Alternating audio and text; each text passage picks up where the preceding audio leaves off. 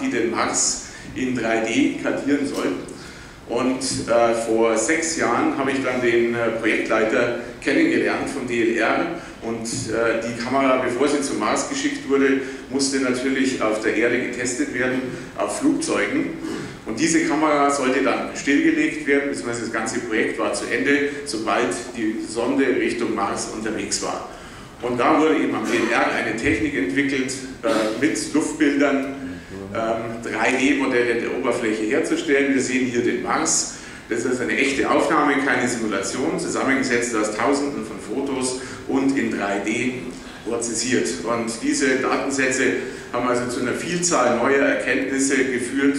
Zum Beispiel hier sieht man, dass da vor vielen Millionen Jahren Wasser geflossen sein muss. Also der Nachweis ist gelungen, dass es am Mars Wasser gibt. Mit unserer Technik wesentlich weiter, als was aus Amerika zu uns rüberkommt. Und wir freuen uns, dass wir das eben an verschiedenen Projekten in Bayern, aber auch schon in Italien und in der Schweiz realisieren konnten. Nächstes Slide bitte.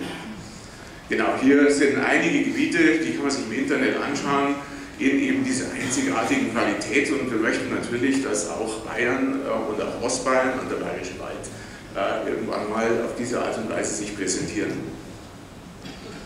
Und dann Ausblick in die Zukunft. Bald werden auch Städte und auch Dörfer so aussehen wie hier jene Stadt von München, auch vollautomatisch mit dieser Technik aus Luftbildern generiert, sondern es sind wirklich Prozessketten, die hier in Bayern von uns und im Deutschen Zentrum für Luft- und Raumfahrt entwickelt wurden, um sowas herzustellen.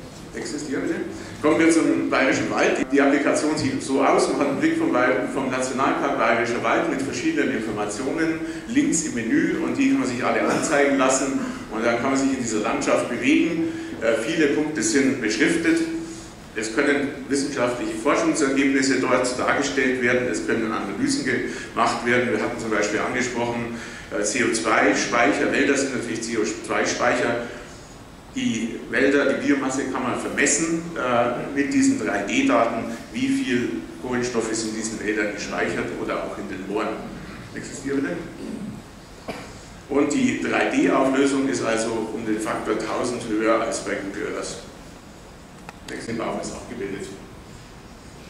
Gehen wir als nächstes zum Nationalpark.